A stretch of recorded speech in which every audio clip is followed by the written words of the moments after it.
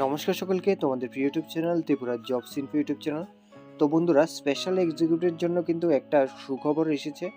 তো যেটা ত্রিপুরা পুলিশের অফিসিয়াল ওয়েবসাইট থেকে আমরা এই নোটিশনটা পেয়েছি।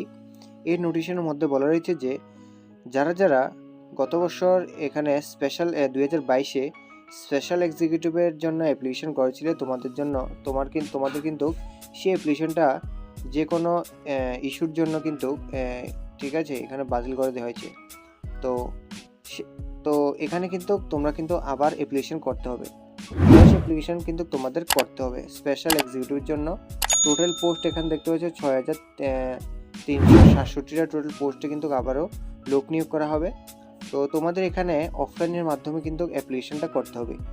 20/5/2026 এই ডেটের আগে কিন্তু তোমাদের যে নিকটবর্তী পুলিশ স্টেশন রয়েছে সেই পুলিশ স্টেশনে গিয়ে তোমাদের কিন্তু যে ডকুমেন্টগুলি রয়েছে সেই ডকুমেন্টগুলি সাথে যে ফরম্যাটটা রয়েছে সেই ফরম্যাটটা অ্যাটাচ করে কিন্তু ফর্ম ফিল আপ করে সেখানে গিয়ে জমা দিতে হবে।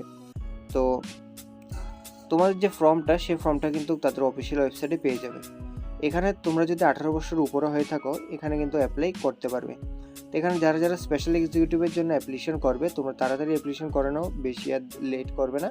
এখানে ডেট কিন্তু সময়সীমা খুবই কম রাখা হয়েছে।